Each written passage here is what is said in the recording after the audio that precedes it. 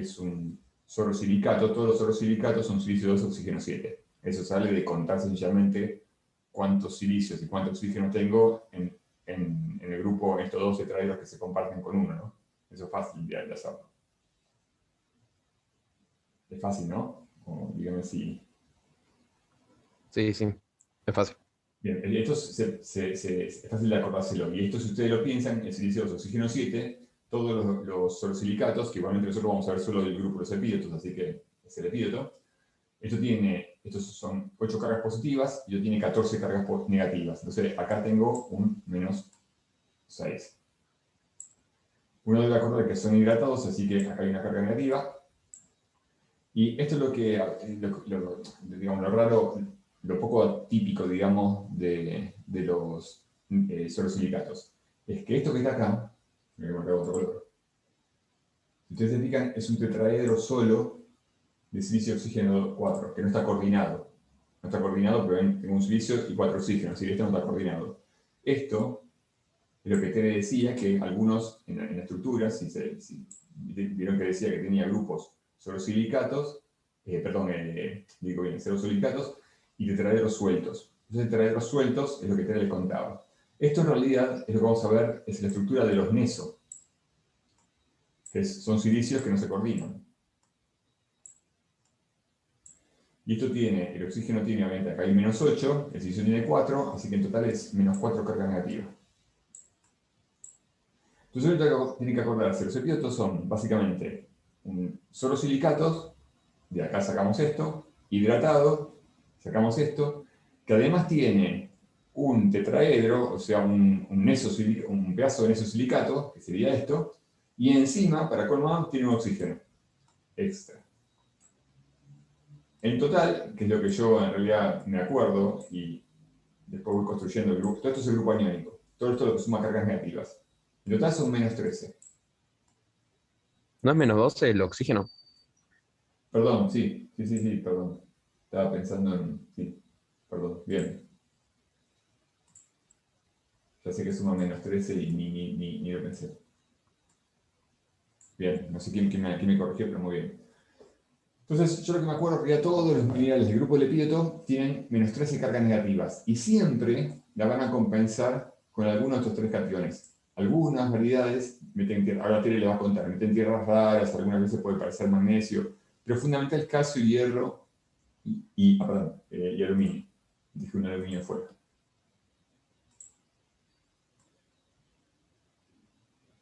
Siempre son preferentemente calcio, hierro y aluminio. Y vamos a ver que, como tengo que sumar 13 cargas negativas, en general son 3 cationes trivalentes y 2 cationes bivalentes. Con eso formamos las 13 cargas negativas, porque 3 por 3 9, 2 por 2 4, así que serían más 13. Más 13. Si pongo 3 trivalentes y 2 bivalentes. No sé, esto yo lo digo porque a mí, o sea, hasta es como yo me acuerdo de la fórmula de los epídetos. Son complicados, me acuerdo que son esos sorosilicatos que son hidratados, que tienen un grupo en eso y que tienen un oxígeno. Y todo eso tiene que sumar menos 13. Y eso se compensa con cationes trivalentes y divalentes. Es la forma más sencilla que encontré a lo largo de todos los años de estudios de biología de acordarme la fórmula de los epídetos. No es fácil, pero tiene que dar a recordarla porque es uno de los minerales que uno usa recurrentemente, y obviamente saber la fórmula de los minerales que uno usa recurrentemente es muy, muy útil. Bueno, voy a tratar de no interrumpirlo. Estrías, según el EGB, son agregados prismáticos granulares o masivos, tiene clivaje perfecto según 001 e imperfecto según 100, dureza elevada, peso específico mediano, brillo vítreo, raya blanca. Bueno, el color es característico, verde pistacho, aunque también puede ser gris o negro. ¿Dónde se nos va a formar epidoto? Epidoto puede ser de origen metamórfico por metamorfismo regional de grado medio en facies anfibolita epidoto o por metamorfismo de contacto de calizas. En ese caso va a estar asociado en las rocas que se denominan skarn con diópsido, con calcita, con anfíboles cálcicos. O puede ser producto de alteración de feldespatos más cálcicos, incluidas las plagioclasas, piroxenos cálcicos, anfíboles cálcicos, a veces biotita también. Al Perdón, Pablo, microscopio te hago es una muy pregunta. característico el epidoto y sin color. Sí, No me quedó claro lo de los cationes, cómo suman 13. Me quedé pensando en eso y no, a ver, vamos, estamos en minuto no 30, voy capté a ir algo. un poquito para atrás. Acá. Fíjate, ¿vos viste las 13 cargas negativas? ¿Las viste? Sí, eso sí. Fíjate, acá lo que, esta fórmula es genérica. Te voy a hablar, si vas a los libros, te van a poner la fórmula exacta. Y en las fórmulas exactas que vas a ver, vas a encontrar estos, en general es así, te lo pongo medio general. Vamos a ver que están los que tienen calcio, o sea, un cation divalente 2 veces, y un cation trivalente, que en general es hierro o aluminio, que está 3 veces. Como ellos tienen 3 cargas positivas, son 9 cargas positivas. Y como estos tienen 2 cargas positivas, acá son 4. 9 y 4, 13. ¿Y el calcio? Por eso, tiene 2 cargas positivas. 2 por 2, 4. O sea, adentro tenés 6, adentro del Acá Tenés paréntesis. 9, no tenés no, 6. tengo 9, porque esto aquí es una coma, o sea, o tengo hierro o tengo aluminio, Ah, tenés uno uno u no. otro. Bueno, en realidad vamos a ver, cuando no hay hierro, son las especies que se llaman sulfita, son dos variedades. Cuando hay hierro presente, es la pistacita, que es el epídoto más común. La forma del epídoto más común, la pistacita, tiene calcio, cantidades que se van alternando, hierro y aluminio, pero siempre tengo 3 de estos.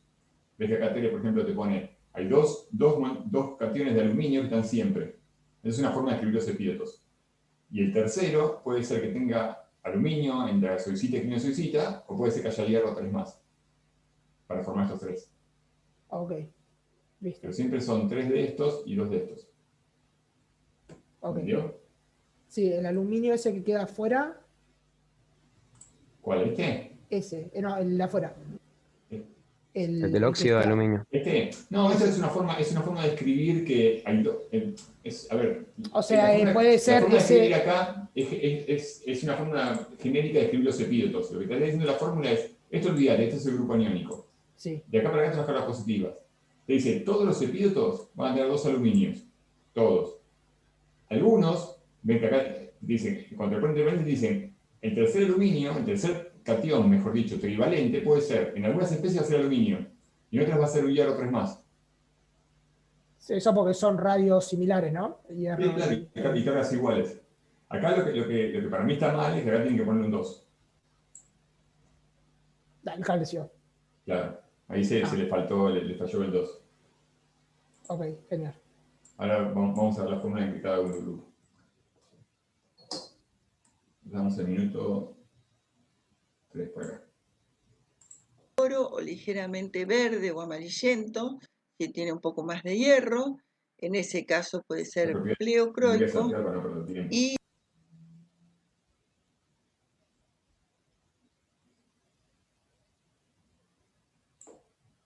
dentro del grupo del epidoto también tenemos la lanita, que dijimos que era el epidoto con tierras raras.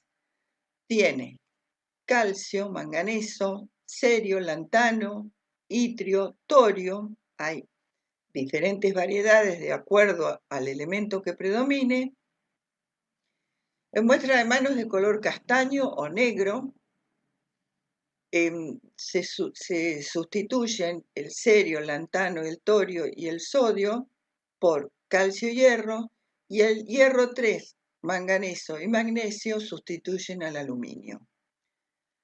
Como dijimos, comúnmente está en estado metamíctico y es cuando lo veo más negro y con aspecto de brea, de un hidrocarburo, digamos, porque es radioactivo. Lo encontramos como accesorio en rocas graníticas y en pegmatitas. En cuanto a las propiedades ópticas, tiene índice elevado, birrefringencia también elevada, está enmascarada por el color propio de la lanita, que en general es de color castaño a negro, raramente sin color, pero suele ser muy pleocroico entre tonalidades de marrón rojizo, castaño, amarillento o rojizo. Fíjense la fórmula, la lanita es una de las variedades de epídoto más raras, ¿no? O sea, se los damos, y Tere lo menciona porque es un mineral muy importante porque es mena de algunas tierras raras. O sea, cuando hay granitos que tienen alanita, eso puede ser un yacimiento. Las tierras raras son los yacimientos más buscados, entonces es un epídoto que como evidencia la presencia de tierras raras en algunos ambientes, por eso es importante y bastante buscado. Fíjense la fórmula que pasa lo mismo, ¿ven? De acá para allá, todo lo mismo, 13 cargas negativas. Y después tenemos, como tiene tierras raras, las tierras raras tienen un montón de números de oxidación, estados de oxidación distintos. Acá no es tan prolija la fórmula, ¿ven? Hay dos de estos, pero no siempre van a ser bivalentes. Algunas de antaño, no recuerdo los números de oxidación de cada elemento, pero algunos pueden tener valores 3 más. Entonces, no es tan prolijo el 3 cationes 3 más y 2 cationes 2 más. Pero siempre, ven que acá vamos a tener 2 cationes aluminio-hierro, hierro 3 más, el titanio. Esto cuando ponen así, que ven, acá puede aparecer en este espacio estructural un elemento con carga distinta que va a tener que ser compensado por algunos de estos con carga distinta. Es el único epídoto que tiene esta cosa rara, porque tiene tantas tierras raras. Típico Perdón, de... Sí, ya que hablo de eso, ¿qué serían las tierras raras? Son un conjunto de elementos químicos que están en... Ay, no me acuerdo del grupo. Creo que es el grupo 7 u 8. Los lantánidos. Claro, los lantánidos, exactamente, entre otros. Las tierras raras son los lantánidos y otros elementos. Son elementos muy poco frecuentes en la corteza.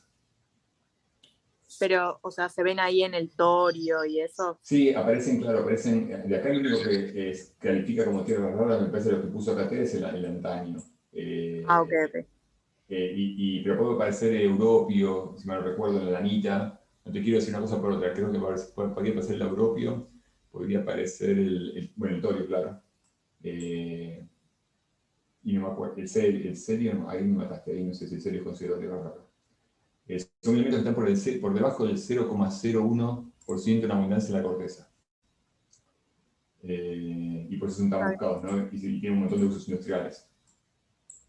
Y la lanita, lo que tiene, hay algunos minerales que forman tierras raras, pero las tierras raras, en la mayoría de los casos, no forman minerales, están como accesorios, son como impurezas químicas metidas dentro de otros minerales. Entonces, es difícil saber qué granito, por ejemplo, tiene altas concentraciones de tierras raras, porque no hay en general manifestación, no hay en general una especie de mineral que te diga hay tierras raras. Esta es la especie que cumple esa función, ese rol, digamos. Cuando uno encuentra un granito con mucha lanita y ese ojo que en el resto de los minerales, ahí puede haber tierras raras también metidas como inclusiones dentro de como impurezas químicas dentro de la estructura de los minerales. Por eso es tan importante, por eso la destaca Tere. Genial, gracias. Por nada, vamos para adelante. Bueno, y hablamos varias veces, cuando hablamos de piroxenos cálcicos, cuando hablamos de anfíboles cálcicos, cuando hablamos del epidoto, hablamos de una roca formada por metamorfismo de contacto que se denomina skarn. El skarn se forma cuando un intrusivo granítico caliente entra en contacto con un banco de calizas. Entonces, se genera intercambio de temperatura y de componentes químicos que generan un producto que se denomina skarn. A veces tiene inclusive mineralización de elementos metálicos, de hierro o de oro. ¿Cuáles son las mineralogías propias o características del skarn? Bueno, Profe, perdón. cuarzo, aportado por el intrusivo, ¿Sí? calcita, aportado por la... Cuando dice mineralizaciones metálicas, ¿a qué se refiere exactamente? Elementos metálicos, básicamente a todos los que están acá abajo. Hierro, magnesio, cobre, cobalto, cromo, todos elementos metálicos, a eso se refiere con mineralizaciones metálicas. Ah, ok, gracias.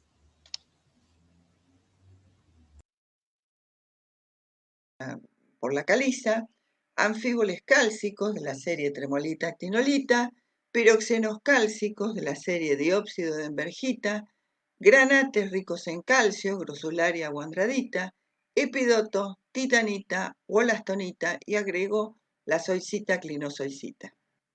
Pero además puede tener mineralizaciones de elementos metálicos, magnetita, hematita, scheelita, casiterita, molibdenita, calcopirita, arsenopirita, bornita, galena, oro o esfalerita. Digamos, no quiere decir que vayan a aparecer todos juntos. Algunos de estos pueden aparecer como mineralización de interés económico asociada a los scans.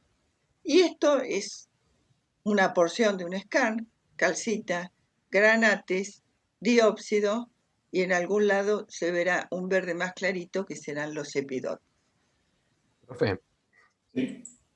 ¿cómo puede ser que de una misma, de una cristalizan todos al mismo tiempo, pero con diferente estructura química interna? ¿Esto? ¿O cambian por el metamorfismo su composición? No te entendí mucho la pregunta, a ver, ¿cómo? Vos tenés este pedazo de esta muestra que está mostrando acá. Esto sí, sí, perfecto. Bueno, viste que dice que tenés todos estos distintos tipos de minerales. ¿De una cristalizan en esto o es por el metamorfismo que cambian su estructura, Va a ser su cuando, composición? sí, sí, te está simplificando un poco la cosa, ¿no? Cuando se ocurre este tipo de procesos, de que un intrusivo afecta a un cuerpo de un banco carbonático, se genera toda una zonación desde el intrusivo hasta el carbonato. Hay lo que se llama endoscarm y exoscarm. O sea, hay todo no es que hay como toda una zonación, un proceso de la composición de granito pura y la composición de la caliza pura. En el medio, en esa zonación, lo que ocurre es, hay recristalización, o sea, lo que le pasa a la caliza básicamente, que es una composición muy pura, es recristaliza. O sea, el carbonato crece, los cristales crecen de tamaño y se forman cristales más grandes. O sea, se genera un mármol básicamente, una recristalización de una caliza se convierte en un mármol. Eso en el término más puro, es decir, si el granito no aportase nada, si solo aporta calor el granito, lo que le genera un banco carbonático es que el carbonato recristaliza mejor. Eso si no hay intercambio, pero eso nunca ocurre, o sea, o rara vez ocurre. En general hay un intercambio. Lo que hace el granito en realidad es aportar, el granito en las etapas finales de su cristalización tiene un montón de elementos incompatibles, un montón de elementos que no entran en estructuras de los silicatos que forman los granitos, en un conjunto de elementos.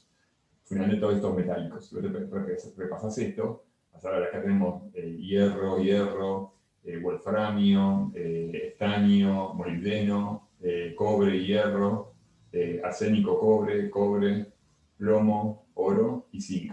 Son todos elementos que si lo querés meter en los silicatos que estuvimos viendo, no entran, excepto el hierro.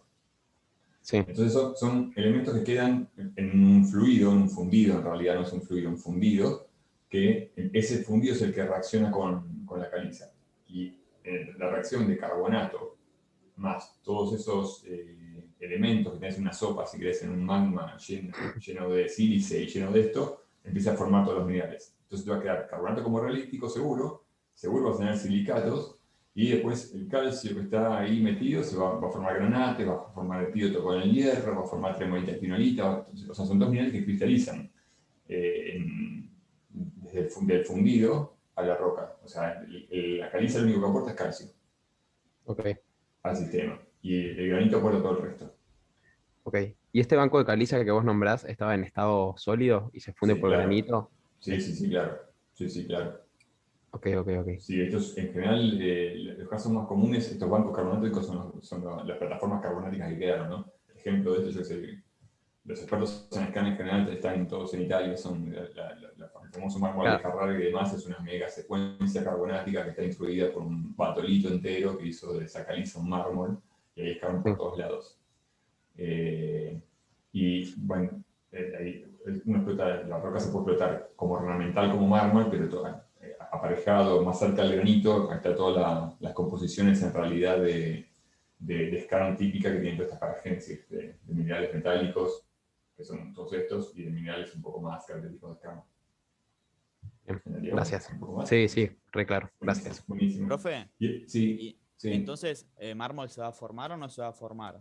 ¿O solo Sí, es claro, se va a formar. Sí. Bueno, eso, el mármol, alejado de la zona de contacto. Claro, porque hay algo que van a ver un poco en Petro. Vieron que el metamorfismo, quizá lo vieron en introducción, vieron que el metamorfismo y el metamorfismo de contacto y el metamorfismo regional. Eso tiene que ver con las escalas nada más, es estrictamente una cuestión de escalas. El metamorfismo regional involucra cuerpos batolíticos enormes, cinturones orogénicos, es decir, toda una zona de calor que está afectando una roca carbonática. En cambio, un metamorfismo de contacto puede ser un dique muy de 5 o 6 metros de algún magma ácido medio hipervisal que atraviesa una secuencia carbonática.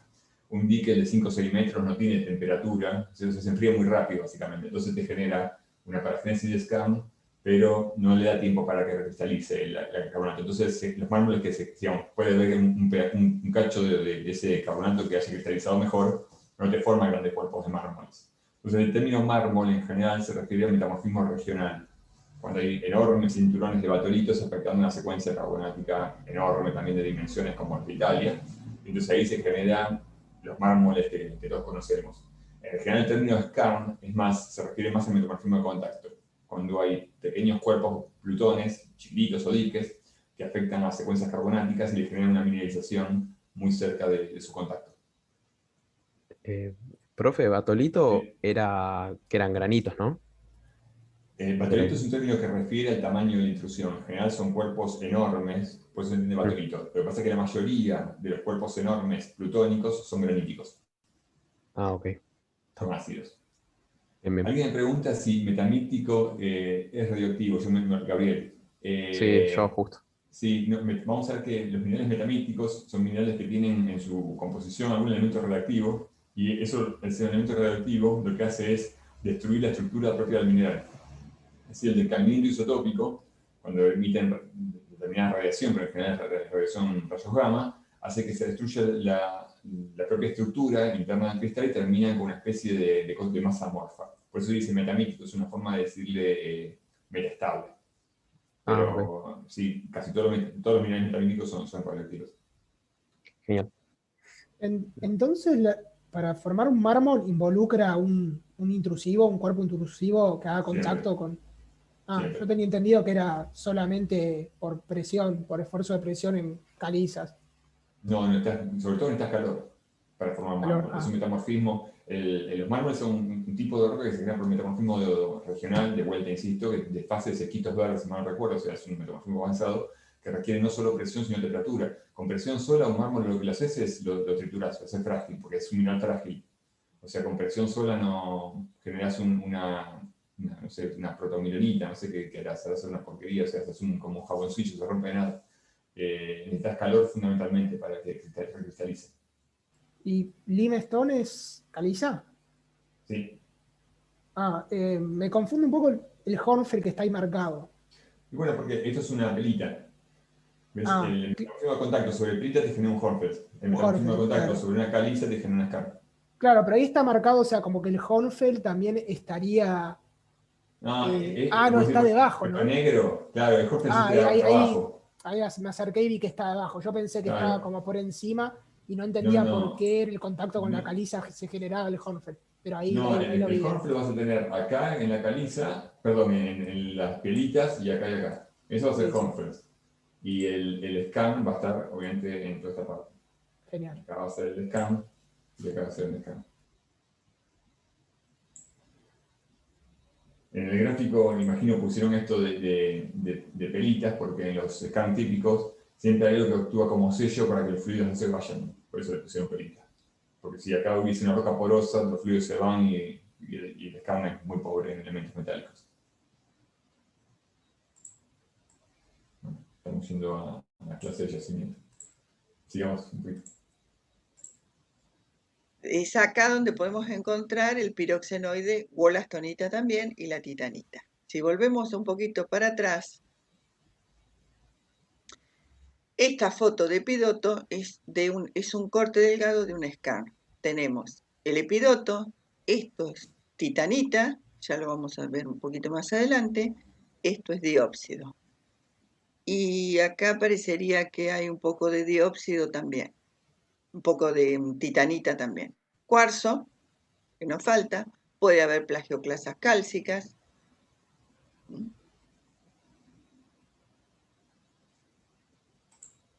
Bien, fíjense que de esos silicatos solo vemos el epíteto. Hay otros minerales como la auxonita, son minerales muy raros, muy accesorios que no los vamos a cruzar. ¿Qué materia vamos a ver? Bueno, vamos a ver. Composición, por ejemplo, de magma y las cosas que resultan o Petro. yacimientos. Ah, Petro. En Petro vas a ver cómo es la evolución de los magmas para formar rocas y yacimientos. Van a contar cuáles son los yacimientos que se pueden formar. Nosotros quizás en la clase de parafín podemos ver algo. ¿Cuáles son los yacimientos que se forman a partir de la creación de un magma? Son poquitos igual. van a cerrar muchas cosas ahí con la clase. Sí, obvio. Sí, obvio. Paciencia. Ahora, entonces, los ciclosilicatos. Son los silicatos que forman anillos de silicio X. X puede ser 3, 4 o 6. Oxígeno 3 por X. Y dentro de los minerales más conocidos que tenemos como ciclosilicatos, tenemos el berilo, la cordierita y el supergrupo de la turmalina. Acá Tere usó esta flemina que a mí realmente no me gustaba mucho, y como veo que varios de ustedes están haciendo el esfuerzo para entender cómo es la disposición de los tetraedros, les busqué alguna otra. Fíjense, estos son lo que Tere les está contando, que los ciclosilicatos pueden ser de 3 tetraedros, que es esto, cuando son silicio oxígeno 3, pueden ser de 4 tetraedros, o pueden ser de 6 tetraedros. Fíjense, entonces yo les mostré, les traje busqué las formas, ¿ven? Estos son los de 3 tetraedros, los que Tere les dibujó, pero puede haber ciclosilicatos de 4 y ciclosilicatos de 6. Ciclosilicatos de 3, ciclosilicatos de 4 y ciclosilicatos de 6. Fíjense que todos, la raíz de la química en este caso es silicio, oxígeno 3, en todos los casos. Acá es silicio, oxígeno 3 por 3, acá es silicio, oxígeno 3 por 6, y acá es silicio, oxígeno 3 por 4. Pero todos los ciclosilicatos tienen básicamente esta raíz. Ahí, por cada silicio, 3 oxígenos. Y esto tiene carga -2.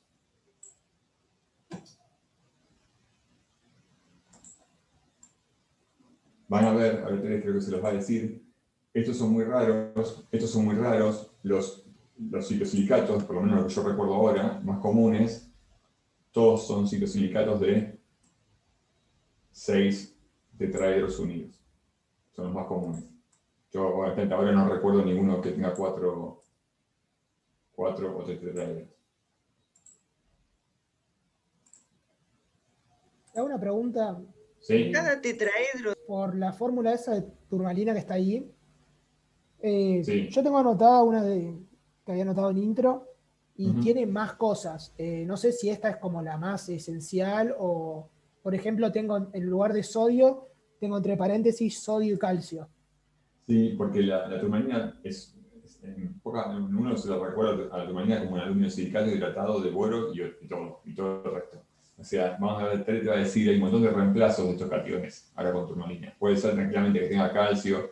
Hay otros minerales aparte de hierro y magnesio divalentes acá también que entran. Sí, tiene un montón de impurezas la turmalina. Creo que ahora vamos Hay a ver. como otro grupo tiene también un paréntesis que tiene aluminio, hierro y Sí. litio.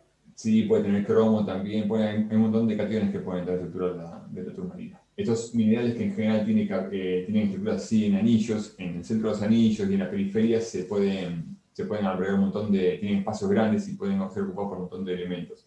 Ahora vas a ver si la turmalina la fórmula de la turmalina puede ser muy variada.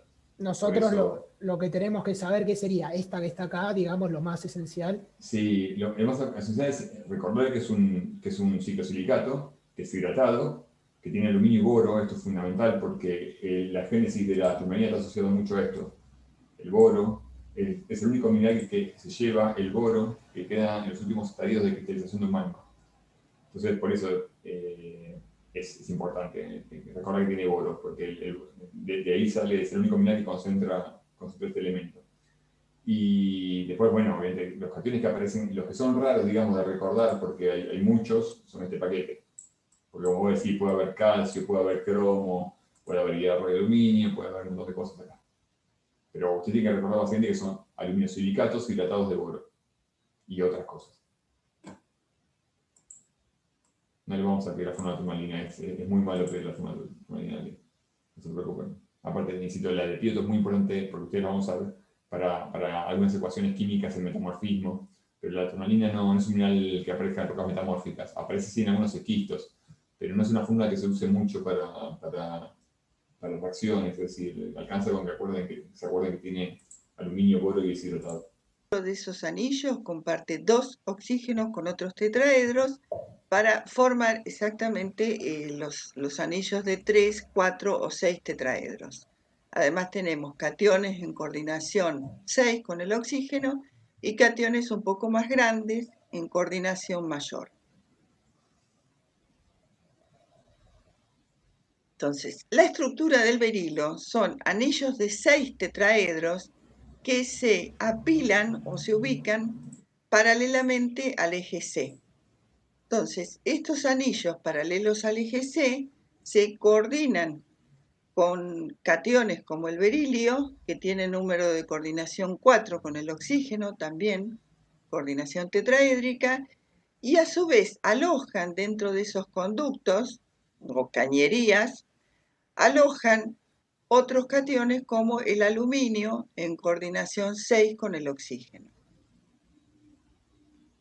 Son en general cristales bastante alargados y bastante grandes y elongados según el eje C. Entonces, el berilo es hexagonal, forma cristales prismáticos alargados según el eje C, con estrías paralelas al eje C. No tiene buen clivaje, tiene clivaje malo paralelo a 0001, fractura concoidea o desigual. Alta dureza, dureza 8, peso específico mediano, brillo vítreo y raya blanca como la mayoría de los silicatos. El berilo es de color verde azulado, la mayoría del berilo es de color verde azulado y tiene 2 variedades muy importantes en cuanto a que son materiales gemológicos. La variedad agua marina, que es más azulado, y la variedad verde, que es la esmeralda. Además hay otras variedades amarillas, que es el heliodoro, rosado, la morganita, o puede haber también berilo blanco o verde claro, bueno, que es el más común. ¿Dónde encontramos berilo? En general, en pegmatitas graníticas o en aluviones, se han desprendido de las pegmatitas, en esquistos y neises. Hay depósitos importantes en las pegmatitas de Córdoba y San Luis. Se utiliza como gema cuando tenemos una variedad linda, abrasivo o como fuente de berilio. Acá tenemos, esto ha sido todo un cristal de berilo, ha quedado la huella acá en el cuarzo, y acá se ve la sección de un berilo variedad aguamarina, variedad bastante azulada, aguamarina. Esto es otro cristal de berilo, color más común, color verde, y esto es una sección transversal de berilo donde se ve la traza del plano o las caras del pinacoide hexagonal, del prisma hexagonal, y esto sería el pinacoide. Bueno, vamos a ver las variedades gemológicas. Las esmeraldas de color verde, las esmeraldas de Colombia, que son las más famosas mundialmente e históricamente, se forman en calizas bituminosas y son de origen hidrotermal. El color está otorgado por la presencia de cromo como impureza. Las esmeraldas de Brasil tienen un color un poquito más oscuro y está producido por la presencia de vanadio como impureza y son de origen pegmatítico. La variedad aguamarina, que acá se ve un poco mejor que en la foto anterior, el color está dado por la presencia de hierro 2. Y hay un mineral que se descubrió no hace mucho, creo que en el 2003, que es del grupo del berilo, que se llama pesotaíta, que tiene cesio y litio, que es de color rojo y es trigonal. Se encontró en Madagascar. Otro ciclosilicato Es la cordierita. La cordierita es el silicato, silicoaluminato de magnesio y hierro. Es rómbica pseudohexagonal, tiene mal clivaje, tiene partición, desarrolla maclas, dureza elevada, peso específico mediano que aumenta con el hierro, brillo vítreo graso, raya blanca, es incolora, gris o azul pálido. Esto es una masa compacta de cordierita de color gris, de brillo bien vítreo, y esta es una roca que tiene cordierita y granates. La cordierita, tanto en muestra de mano como al microscopio, se suele confundir con el cuarzo. Pero bueno, hay que lograr diferenciarla porque la génesis es muy diferente. Una de las cosas que hay que tener en cuenta es que la cordierita es rómbica, por lo tanto es biáxica, y el cuarzo es uneáxico. La cordierita tiene clivaje y el cuarzo no. ¿Cómo se forma la cordierita? La cordierita se origina por metamorfismo de grado medio a alto de rocas con abundante aluminio. Metamorfismo ya sea de contacto o regional. Hay muchas rocas metamórficas con cordilleritas muy lindas en Córdoba, en gneisses y migmatitas, asociadas a feldespato potásico, a granate y a silimanita. Y había muy poquito de una roca que se llama cordieritita, que la explotaron como roca ornamental. En muchos frentes de edificios de la ciudad de Buenos Aires hay una roca medio azulada, muy rica en cordierita y en granates.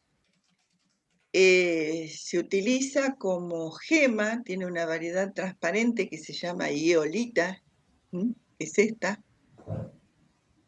Y a diferencia del cuarzo, la cordierita suele alterarse a una mezcla de micas, de filosilicatos en general, que se denomina pinitización.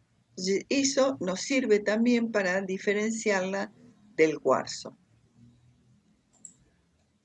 Antes de interrumpir un momentito, esto es algo muy importante. Quiero que presten especial atención a este mineral que les va a traer bastante dolores de cabeza. Como Teresa les decía, es un mineral muy difícil de reconocer en muestra de mano y en el microscopio. Y es un mineral fundamental en su reconocimiento porque van a ver ustedes en Petro, que nos permite decir muchísimas cosas respecto a la génesis de una roca. Es típico de rocas metamórficas. Entonces, tienen que recordar la cordillera. Fíjense lo que está pasando en la fórmula, ¿no? Ven que acá a alguien se le ocurre que... ¿Qué está pasando?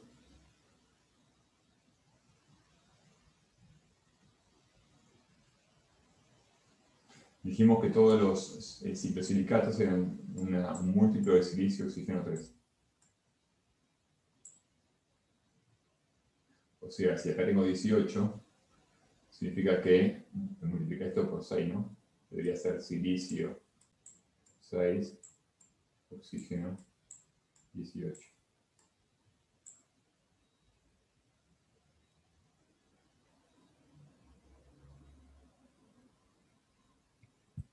¿Y pero no es un aluminosilicato? ¿No está bien que esté el aluminio ahí? Claro que también está el aluminio acá, pero ¿por qué yo tengo silicio 5, oxígeno 18 en lugar de silicio 6, oxígeno 18? Hay un aluminio sustituyendo a uno de los litios. Bien, A uno de los silicios, perdón. claro. Bien, Agustina, o sea, la fórmula, digamos, escrita en términos estructurales, debería ser silicio 5, aluminio, todo esto entre paréntesis, y acá tendrían que haber puesto aluminio 3, y acá, bueno, hierro y magnesio 2. Esta es la forma correcta de escribir la fórmula, porque a mí me da información de que justamente acá este aluminio está en un sitio tetraédrico. De otra forma, no lo puedo saber. Esta es la forma correcta de escribir a la cordillera. Y recuerden siempre que la cordillera, lo que es muy importante recordar en términos químicos, es que es un silicato que tiene mucho aluminio y tiene hierro y magnesio. Pero vamos a ver que la cantidad de aluminio de la corbita. La corbita siempre está con minerales con mucho aluminio, y esto es lo que lo hace especial, digamos, como silicato. Lamentablemente sus propiedades físicas y ópticas son muy parecidas a la del cuarzo, y encima aparecen juntos en la roca. Entonces es un dolor de cabeza a la hora de reconocerlo. Pero es un mineral que quiero que presten atención porque se lo van a cruzar el resto de la vida y lo van a tener que poder reconocer. Y tiene unas gemas increíbles, que acá en Argentina no hay, pero no, bueno, si alguna tiene la fortuna de conseguir una iolita. Y lo que está bueno también, la roca, que tiene mucha corbita, que se explotó en Córdoba, que ya en Córdoba no queda nada, esta que le mencionaba, que es la corbitita. Creo que hay un shopping de la capital federal que la tiene.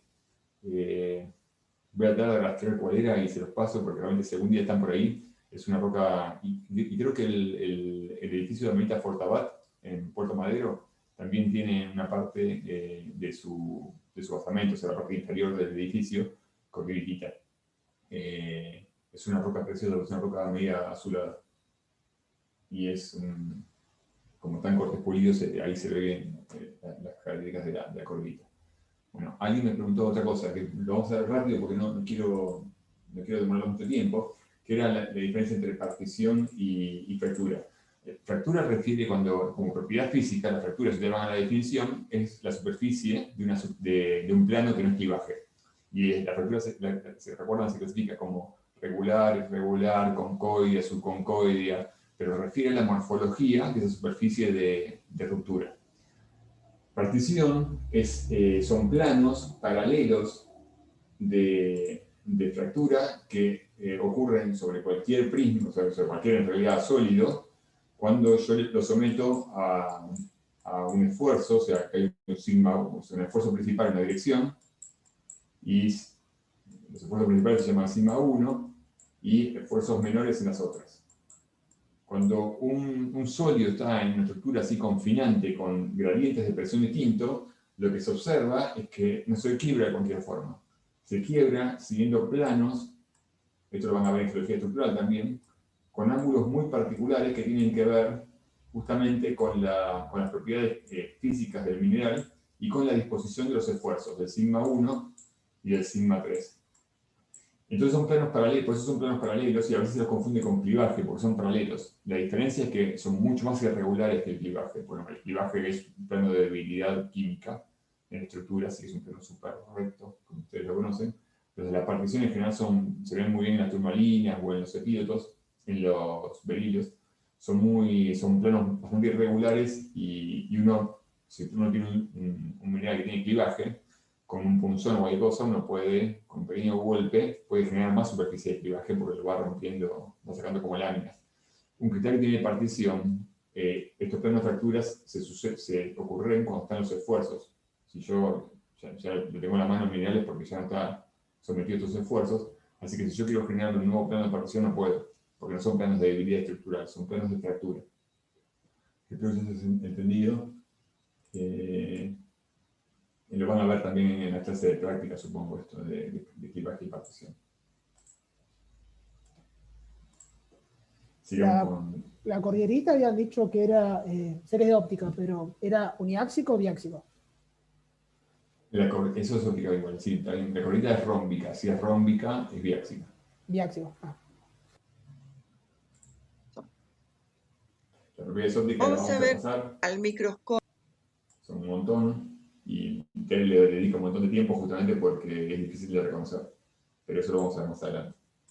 La turmalina es un grupo de minerales que son silicatos con grupos triangulares boro-oxígeno 3, o sea, son anillos también de 6 tetraedros que se apilan según el eje C, exactamente lo mismo que en el berilo, pero acá agregamos grupos triangulares de boro-oxígeno 3, y en el centro de esos canales, de los anillos, tenemos los oxidrilos y los cationes sodio, calcio, litio, magnesio, aluminio, etc.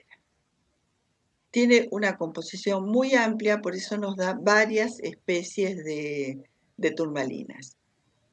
Reitero, importante, grupo boro-oxígeno 3, oxidrilos sodio, calcio, litio, magnesio, aluminio, hierro, manganeso en diferentes sitios estructurales. Recordemos que la turmalina es trigonal de la clase 3M, no tiene centro de simetría, son cristales prismáticos, la sección transversal es triangular y tiene estrías paralelas al eje C, suelen formar grupos que se disponen, digamos, los prismas se suelen disponer radialmente o forma agujas, tiene mal clivaje y lo que predomina es la partición perpendicular al eje C, la partición paralela a 0001. Tiene dureza elevada, 7,5, peso específico también un poco más elevado, 3 a 3,2. Brillo vítreo y raya blanca, como todos los silicatos. Bueno, Pablo, en muestra de mano, Sí. dependiendo de la especie de turmalina que tenga, va a ser de Perfecto. color negro. vos habías dicho que Manuel. era la turmalina hidratada, ¿no? Sí, por esto de Eh, los oxidrilos. todo lo que tenga oxidrilo se le llama hidratado. Todo mira que tenga grupos oxidrilos o agua son hidratados. Oxidrilo, claro, yo pensaba que solamente era hidratado, por ejemplo, el yeso que tenía el puntito y H2O. No, Pero todos los también minerales todo que lo que tienen tiene. grupos oxidrilos entran en el paquete de minerales hidratados como los anfíboles. Ok, gracias.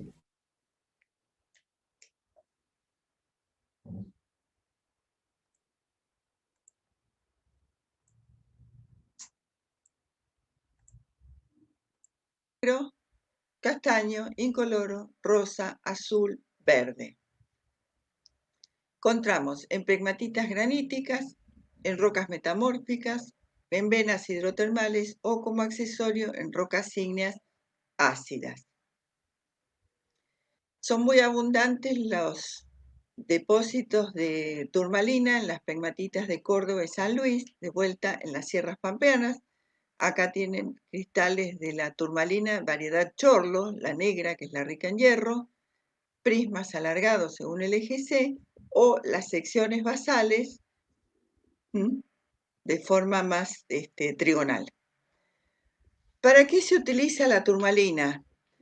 Se utiliza para aprovechar sus propiedades piezoeléctricas. Un poquito más adelante vamos a ver qué es la piro y piezoelectricidad. Grupo puntual 3M del trigonal no tiene centro de simetría y por lo tanto puede desarrollar piezoelectricidad. Y las variedades más lindas en cuanto a color y brillo y translucencia se utilizan como gema. Acá tenemos una fotografía de una pegmatita granítica. Acá tienen una persona de referencia y dos personas más de referencia. Estos son prismas de turmalina dispuestos en forma radial. Fíjense, más largo que el alto de una persona, y lo que tenemos acá también son prismas de turmalina, pero que se ven un poco más de costado. Acá se ven bien. Entonces, ¿qué especies tenemos? En la que predomina el hierro es de color negro y se llama chorlo, que es la más común de las turmalinas. Estas son las estrías paralelas al eje C, esto es la partición perpendicular al eje C, lo mismo que estos saltitos que vemos acá. En la que predomina el magnesio es de color castaño y se denomina dravita. La elbaíta es rosada y es la que tiene sodio y litio. La lidicoatita es más azulada y tiene litio y calcio. La verdelita tiene litio, es más verde. La rubelita es roja, la indicolita es azul. Y es muy frecuente en las turmalinas tener zonación de color. Es lo que se llama turmalina sandía, que tiene un núcleo rosado, rico en elbaíta, un borde más verde y en el medio una franja de color blanco y puede haber hasta un color azul en el borde. Acá tenemos una turmalina azul y acá tenemos la zonación a lo largo del eje C, no concéntrica con el eje C. ¿Cómo se ve al microscopio la turmalina? Vamos a pasar lo del microscopio. Es- Que creo que es todo lo que resta. Así que bien. Fíjense, entonces, ciclosilicatos, solo el berilo y la turmalina. Y ninguno de los dos minerales tiene grupo, así que bueno, la turmalina sí, pero que ahora vemos como el paquete de grupos, no diferenciamos entre variedades. Así que viene fácil. Ahora vamos a ver el grupo de los mesosilicatos, pero el último que nos queda, que ojo que acá sí hay minerales un poquito más importantes. Y bueno, arrancamos con la última subclase de silicatos, los nesosilicatos, que son los tetraedros aislados de silicio oxígeno 4, donde los oxígenos se unen a cationes de coordinación 6 o más. Tiene minerales muy importantes y varios. El grupo de la olivina, grupo de los granates, el zircón, los polimorfos del silicato de aluminio, la estaurolita, topacio y titanita, entre otros. Siempre en esos silicatos, sorosilicatos y ciclosilicatos, recordemos, componen el 3% en volumen de la corteza terrestre, pero vemos que tenemos importantes minerales. Tienen empaquetamiento bastante denso, por lo cual tienen alta densidad y alto peso específico. El grupo de la olivina es una serie rómbica que va desde un extremo rico en magnesio, que es la forsterita, a un extremo rico en hierro, que es la fayalita. Son los primeros minerales en cristalizar en la serie de Bowen, serie discontinua, de magmas ricos en hierro, magnesio, calcio y sodio. Son constituyentes principales o accesorios de rocas, lo vamos a encontrar en masas, nódulos o cristales, en rocas ígneas, ricas en hierro y magnesio, rocas más bien básicas, asociado con piroxeno, plagioclasas cálcicas, estamos a la altura de la anortita, o sea que pueden aparecer no anortita porque es de ambientes más raros, pero sí plagioclasas cálcicas tipo labradorita. Al ser minerales ricos en magnesio, pueden estar asociados, bueno, magnesio y hierro, a cromitas y a serpentinas. Encontramos en meteoritos, en calizas dolomíticas y dolomías, y agrego en el manto terrestre, es muy común la olivina. Esta fotografía que vemos acá es un basalto con nódulos mantélicos ricos en olivina. Rómbicos, acá tenemos la orientación de los índices de refracción y de los ejes ópticos según A, B y C cristalográficos.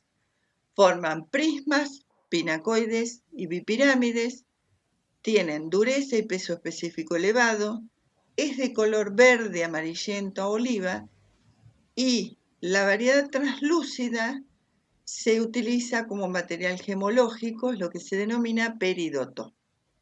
Se alteran a serpentinas, las variedades más ricas en magnesio, con formación de magnesita y óxidos de hierro, también a cloritas y a talco. Muestra de mano es bastante fácil de reconocer justamente por el color verde. Al microscopio también son fácilmente... Vamos a activarlo en el microscopio. Profe, no me acuerdo ahora, pero es difícil de diferenciar del berilo, la olivina. No, un poco lo que te va a ayudar es bastante fácil, porque te va a ayudar la paragénesis, es decir, los berilos forman cristales muy grandes. Yo les iba a poner Claro. esto, la olivina en general forma este tipo de agregados. Lo van a encontrar estos agregados en rocas que son básicas o ultrabásicas. El berilo forma cristales grandes y es de pegmatita, es decir, en rocas con mucho cuarzo, mucha mica, mucho feldespato. Y la olivina nunca va a aparecer ahí. Fíjate que el berilo es típico de Bowen, si tuviésemos que ubicarlo en Bowen, aparece con esta paragénesis de acá abajo, lo último que utilizan granito. Y las olivinas están arriba de todo. Las olivinas las encontrás siempre con plagioclasas, con piroxenos, con anfibol, con muchos sulfuros, con muchos óxidos. con minerales de alto punto de fusión, incluso los pilos acá abajo. Y aparte, lo que les decía, el tamaño. En general, la olivina que tenemos en la cátedra, que van a poder ver ustedes cuando podamos abrir las aulas, es de este tipo. Ojalá tuviésemos olivinas así, son hermosas. Esas son variedades gemológicas, ¿no? Pero acá en Argentina, que yo sepa, no hay este tamaño. Ok. Tenemos que, o sea, nos alcanza con saber los dos extremos, digamos, la forsterita y la fayalita del grupo de olivinas. Sí. Hay otras olivinas, hay una olivina que se llama monticelita, que es silicio oxígeno 4 y 2 calcios, pero es rarísima. Es la olivina de calcio. Rara, así que no la vamos a ver. Vemos la forsterita y la fayalita. De hecho, yo jamás vi la monticelita, sé que existe, pero no vi nunca. Estas son las dos olivinas que aparecen en rocas, digamos, las rocas convencionales, así que esas son las que tienen que recordar. Y esa de calcio, si encontrás una roca formada por esa de calcio, ¿también se le dice peridotita? ¿A la roca? Sí, a todo Sí, lo que sea olivina es peridotita, siempre por más que sea de calcio o de magnesio. Sí, pero la de calcio es típica de rocas metamórficas, es una paragenesia muy rara, es una olivina que aparece en rocas metamórficas, no rocas simples. Gabriel, ¿ibas a decir algo? Sí, iba a preguntar si siempre aparece así medio aislada la olivina cuando cristaliza. ¿Vos decís acá como se ve esta foto? Sí, viste que no aparece, no se ven a simple vista otros cristales. No, esto es una cosa, ves que se dice acá nódulos, porque esto es un cacho de manto que fue arrancado, o sea que fue llevado a superficie por una lava basáltica. Cuando hay magmas que ascienden con mucha velocidad desde el manto a la superficie, a veces se arrastran fundidos o trozos dúctiles del manto y no llegan a la superficie. Por eso estos son nódulos que se estudian y toda la gente se dedica a estudiar estos nódulos, que después se sabe cómo es más o menos la composición del manto. Pero la mayoría de las olivinas que encontramos como fenocristales en rocas. Esta roca seguramente si hace un corte va a tener fenocristales de olivina o en un gabre, una diorita, como minerales junto con piroxeno, con plagioclasa, con cualquier cosa. Esto es como un cenolito, imagínate, es un cacho de cenolito del manto que trajo esta lava. Ok. Si a veces uno por poner cosas lindas termina poniendo cosas que uno rara vez se pueda cruzar. Vamos a pasar a las propiedades ópticas que las vamos a ver en detalle más adelante. Óptica. Hasta acá. Seguimos con el grupo con la subclase en esos silicatos y entramos al grupo de los granates. Minerales muy lindos, muy variados, cúbicos, que dan cristales en general bien formados. El granate tiene mucha fuerza de cristalización. La fórmula general es un catión A con número de coordinación 8, que son cationes de carga 2+, más bien grandes, un catión B, que tiene número de coordinación 6 con el oxígeno, son cationes de carga 3+, un poco más chiquitos, y el grupo tetraédrico. Y hay dos series o los podemos agrupar en dos series a los granates. La serie de la piralspita, que comprende el piropo, el almandino y la espesartina, que son los granates que tienen en el sitio A cationes divalentes, magnesio, hierro, manganeso, y en el sitio B, el trivalente, tienen aluminio. Aluminio en coordinación 6 con el oxígeno, y además tenemos magnesio en el piropo, hierro en el almandino y manganeso en la espesartina. Y la otra serie es la ugrandita, que tiene en el sitio A de la fórmula calcio y en el sitio B tiene catión trivalente, aluminio, hierro 3 y cromo. La serie de la ugrandita comprende la grosularia, la andradita y la uvarovita. Tiene la grosularia, bueno, las tres son cálcicas, que es lo que tiene en constante la serie de la ugrandita, el catión A. La grosularia además tiene aluminio, la andradita tiene hierro y la uvarovita que es el granate más raro, tiene cromo. Y esto es un esquema que hizo una geóloga, se llama Lina Jacaité, que muestra muy artísticamente y con las gemas de los granates las series sustitucionales que tenemos entre todos los granates. La uvarovita, que es el de cromo, que forma serie con la andradita, que es el de hierro, la grosularia, que forma serie con todos, y de este lado tenemos el piropo, con magnesio aluminio, el almandino y la espesartina. Ahí te hago una pregunta Bueno, del anterior. Sí. ¿qué diferencian entonces fundamentalmente? Estaba marcado como en rojo, como sílabas de los nombres, no sé por qué es. Porque se tomó la sílaba de los nombres para formar el nombre este. ¿Ves? U grandita es la U de Ubervita, la GR viene a ser de grosularia y la AN de andradita. Es UGR, AN, ¿ves? Es U grandita. Y acá lo mismo, Pi de piropo, Al de almandino, y acá no sé, ahí no sé qué tomaron. Pero Debe ser del nombre en inglés, capaz que cambia. no, no sé, en realidad, pero sé que la intención era esa, era tomar, aparte fíjate que tomaron la parte de atrás. Es como una regla mnemotécnica para acordarse los nombres de la serie. Ah. Ugrandita y Grasfita. Y ahí en la foto esa, por ejemplo, la de abajo, la melanita, que es color negra, que vos habías nombrado, ¿dónde entraría? No, pero la melanita es una variedad, no es una especie, por eso no está acá. Porque es una variedad que tiene, si no lo recuerdo, manganeso. Manganeso y no me acuerdo, a ver, me agarró la duda, pero es una variedad de espesartinas, no recuerdo, que tienen mucho manganeso y por eso se vuelven todo completamente negras. Pero acá están las especies, no están las variedades. ¿Sí? Recuerden, cada especie puede tener variedades. Y acá lo importante de recalcar, yo no quería interrumpir, pero fíjense, lo que uno siempre se tiene que acordar de los granates es que tienen dos cationes trivalentes y tres cationes bivalentes. Entonces, en una serie, el catión trivalente, que tiene carga 3 más, queda fijo. Y en la otra, el catión que tiene carga 2 más, es el que queda fijo. Por eso es lo que le decía Tere acá. Creo que quedó claro, pero por las dudas. Ven, en una queda fijo el bivalente, el de carga 2 más, y en la otra queda fijo el trivalente. Y vamos a ver por qué es importante recordar las dos series, porque este tipo de minerales que tienen mucho aluminio, es típico de rocas ricas en aluminio, y este va a ser típico de rocas ricas en calcio.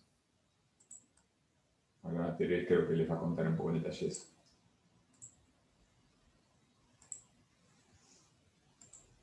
El piropo, con magnesio aluminio, el almandino y la espesartina. Bueno, se diferencian entonces fundamentalmente por la composición química. Los índices de refracción varían ligeramente, el peso específico también varía, las aristas de la celda unitaria varían, pero muy poquitito, por lo cual es bastante difícil diferenciarlas por difracción de rayos X. Recordemos que son cúbicos y en general forman cristales bien desarrollados con helicositetraedro bien desarrollado combinado con el rombododecaedro o el rombododecaedro más desarrollado combinado con helicositetraedro. Y también suelen aparecer algunas caritas del cubo. Acá tenemos en muestra de mano unos granatitos de color rojizo. No posee clivaje, tiene fractura concoidea, dureza elevada, 7, 7,5, peso específico también elevado, brillo vítreo y raya blanca.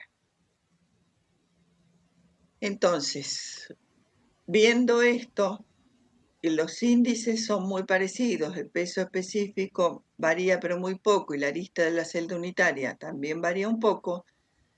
Lo que conviene hacer para diferenciar el tipo de granate es la química. Propiedades ópticas de los granates. Bueno, esto. son cúbicos, así que son ¿No es la forma de diferenciarlos con la química? por ejemplo, que se encuentran dos variedades distintas de una misma especie, o si tenés dos variedades distintas de una misma especie, tienen la misma composición. Las variedades, recordemos que las variedades, imaginemos el cuarzo, la variedad del cuarzo podría ser la amatista, la variedad es la especie cuarzo, y la variedad es que tiene un color, se le llama amatistas, tiene un color violeta porque tiene algún cromóforo en particular, pero la especie, que es lo que nosotros siempre estamos trabajando, las variedades son como sirven para gemología y sirven para... Pero las especies a las que nos estamos refiriendo es cuarzo, acá va a pasar lo mismo, lo que estoy diciendo es que no es que son difíciles de reconocer las variedades, son difíciles de reconocer entre las especies de granate, porque son muy parecidos entre ellos físicamente, propiedades físicas. Entonces lo único que te queda es saber qué cationes las componen. Y ahí tenés que ir a...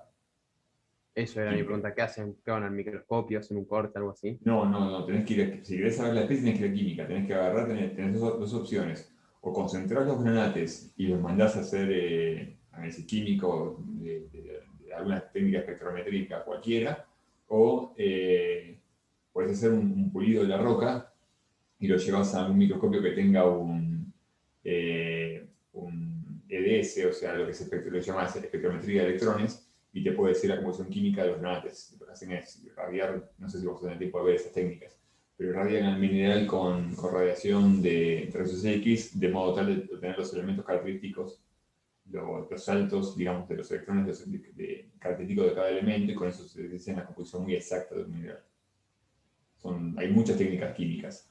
Depende el tipo de muestra, el tamaño del granate, cuál usás. No hacemos eso nosotros, ¿no? No, mire, no, eso le van a contar, creo que le cuentan un poco de técnicas en geoquímica, y la materia de mineralogía avanzada justamente son todas las técnicas de análisis de los minerales.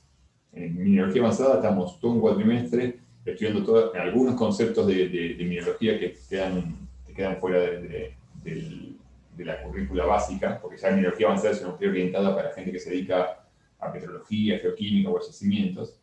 Entonces se ven algunas cosas que dejamos de lado en la materia de grado y vemos de la segunda parte de la materia todas las técnicas de análisis de los minerales. Y ahí sí, digamos, técnica por técnica, para qué sirve y qué nos da. Alguien pregunta, ¿es el método más caro? No, la química hay métodos de química que son bastante económicos. Un EDS, una espectrometría de electrones es barata. Ahora, una absorción atómica también... Les cuento rápido, ¿no? Pero los minerales en realidad no es tan caro el análisis como la digestión de los minerales. Es decir, los espectrómetros en general requieren que las muestras, cuando se cargan los espectrómetros, los cationes estén disueltos, básicamente, tengan una solución. Entonces hay algo que se llama digestión, que es pasar del sólido a los cationes disueltos en una solución. Eso se llama digestión. Y la mayoría de los equipos, lo que cargan, la mayoría, no todos, pero la mayoría, los que son más accesibles, cargan un líquido. Entonces, lo que es caro para la geología en general, muchos laboratorios no te hacen la digestión, porque no es rentable.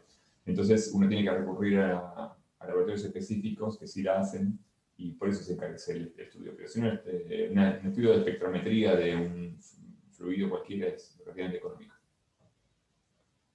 Bueno, sigamos con esto. Tenemos que pasar lo de los... estamos por acá. Pasamos a propiedades ópticas.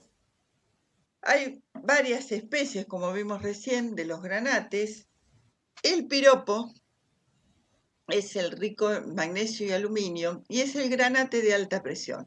Lo vamos a encontrar en rocas ultra básicas, pero formadas a altas presiones. El almandino, que es el de hierro y aluminio, de metamorfismo regional, de sedimentos. En general, los granates se forman por metamorfismo o son accesorios en rocas ígneas, en general ácidas. Cuando tenemos granates formados por metamorfismo, que puede ser metamorfismo desde regional hasta metamorfismo de contacto, lo que necesitamos tener es un protolito o una roca inicial rica en magnesio, aluminio, calcio o hierro. Entonces, al sufrir metamorfismo, esa roca nos puede dar un granate. Los granates ricos en calcio, la grosularia y la andradita, lo podemos encontrar formando parte de los skarn, justamente porque son muy ricos en calcio. Hay una variedad de andradita que es rica en titanio, reemplazando al hierro 3, que se llama melanita, porque es de color negro. Perdón, yo me había confundido, no sé por qué me acordaba con manganeso, pero es una variedad de andradita, no de espesartina, de melanita, y es por contenido de titanio. Yo me confundí, no sé, recordaba como que era de manganeso, pero Tere seguramente lo chequeó y esto está bien. Pero es una variedad, digo, no es una especie, las especies que tienen que recordar son estas. Rocas ígneas alcalinas. Se puede alterar el granate, pero no es muy frecuente la alteración. Se altera talco, serpentinas, cloritas, depende de la composición. Algunos granates ricos en aluminio se pueden alterar a sericita. En rocas metamórficas, o sea, cuando se forma por metamorfismo, la composición química del granate, junto con la de otros minerales, puede indicar la temperatura y presión de formación. O sea, se pueden utilizar como geotermómetros y geobarómetros. Reitero, nunca solo en combinación con la composición química de otros minerales. Y acá tenemos un detalle de los colores más comunes en los granates. En general son rojizos, un poco más anaranjados, la grosularia y la andradita, piropo rojo oscuro. La guarobita es verde, es la única que es diferente. Hay una variedad de andradita que es verde y bien translúcida y se utiliza como material gemológico, que es lo que se llama granate demantoide. Vuelvo una para atrás. Elías me pregunta por qué eso no pasa con otros minerales. Sí que pasa con otros minerales, pasa con un montón de minerales. Es lo que van a estudiar en Petro. ¿Qué asociaciones de minerales te permiten definir temperaturas y presiones? Lo que pasa es que hay minerales, si el campo de estabilidad de un mineral, imagínate el cuarzo tiene un campo de estabilidad enorme, si te fijas en el diagrama de presión y temperatura de la primera clase de sistemática. Entonces el cuarzo, digamos, no te aporta mucho dato. Cuando los minerales tienen un campo de estabilidad muy pequeñito, entonces está bueno porque si notas ese mineral significa que estás en un rango acotado de presión y temperatura. Entonces es lo que pasa con los granates y con otros minerales. Como el olivino, ¿no? También. Sí, el olivino, lo que pasa es que, digamos, todas las olivinas son características de altas temperaturas, pero si vos quisieses dentro del campo ese de altas temperaturas usar las olivinas como para definir bien, acotar un poco, tienen campos de estabilidad bastante altos también las olivinas. En general, viste que te recalca que no se usa un mineral, se usan varios minerales, porque lo que vos haces es, si tenés lo que se llama paragénesis, si usas una roca tenés todos minerales que están en equilibrio entre ellos, entonces las condiciones en las que se forma esa roca es la intersección de los campos de estabilidad de esos minerales, y eso hace que el área de presión y temperatura sea mucho más pequeñita. Por eso usamos varios minerales para definir los campos de estabilidad de las rocas. La otra que quería mencionarles es si alguno tiene la oportunidad de ir a Santa Rosa de Calamuchita en Córdoba, ahí yo fui un par de años hace un par de años, y ahí en el río de Santa Rosa hay uno de los balnearios, se llama Arenas Rojas, no sé, algo así con rojo. Yo fui a ver qué era eso, son todos granates. Entonces, el río lo que está haciendo es erodando una roca granítica y esquistos, o sea, rocas metamórficas de bajo grado de granates, y me pasé todas las vacaciones juntando pequeños cristalitos de granate de este color. Son un rojo muy bonito, tienen 2 milímetros, el más grande que encontré tendría 4 milímetros, o sea, son chiquititos, pero eso que se llaman arenas rojas, yo fui a ver qué era y son granates muy pequeñitos, así que si tienen un Pero, poco. ¿dijiste que están en la arena o están en una roca? No están disueltos, el río, el agua lo que hace es eroda aguas arriba, Erosiona. alguna roca claro, metamórfica que está llena de granates, y ahí cuando llega a Santa Rosa están disgregados ya, así que forman, y como son pesados, se van al fondo y se concentran. Son muy Claro. lindos. Si alguno va a Santa Rosa, no se pierda la oportunidad de ir a ese balneario y cosechar algún granate bonito. Bien, seguimos. Granate demantoide. Ese. ¿Para qué se utilizan los granates? Se utilizan industrialmente como abrasivos para hacer las lijas, por ejemplo, por la dureza y por el hábito equidimensional. Si tiene condiciones para ser material gemológico, obviamente se utiliza como gema. Esto es un piropo, el de aluminio y magnesio. Son famosos los granates de Praga. Esto es un collar, la foto sacada del Museo del Granate, de la página del Museo del Granate de Praga. O se utiliza como geotermobarómetros, como acabo de decir. Otro nesosilicato es el zircón. Silicato de zirconio que puede tener hafnio, torio y uranio. Lo hemos visto en general como mineral accesorio, como inclusión en biotita y en cordierita. Este tetragonal tiene cristales prismáticos bien desarrollados, tiene clivaje prismático, fractura concoidea, característica la dureza elevada y el peso específico elevado. Brillo adamantino, raya incolora y los colores son bastante variados. Comúnmente se lo encuentra como mineral metamíctico justamente porque puede tener hafnio, torio y uranio que con el tiempo se desintegran. Es mineral accesorio en rocas ígneas, en calizas cristalinas, en rocas metamórficas, pero, digamos, en función de la dureza, el peso específico y la composición química, que, digamos, lo convierte en metamíctico, pero no lo altera, se lo puede encontrar como accesorio en muchos depósitos de tipo sedimentario. Se utiliza como gema, como material refractario, en reactores nucleares y muy importante en las rocas para hacer dataciones radiométricas de precisión. Muy resistente químicamente, lo que les decía, más allá de que puede tener materiales, impurezas de elementos radioactivos. Al microscopio, entonces... Pasando a las propiedades ópticas. El zircón lo que sí es interesante, porque se lo mostramos siendo un mineral accesorio, por lo último que decía Tere. El zircón es sumamente importante para las dataciones. Es el mineral que permite hacer las dataciones de rocas más precisas. Por eso también en óptica les vamos a enseñar cómo reconocerlo. Porque una roca se puede datar en forma muy precisa si tiene zircones. Si no tiene zircones, los métodos de datación son un poco más imprecisos. Creo que todo esto sigue propiedades ópticas. Así que vamos al último videito, que son los últimos nesosilicatos.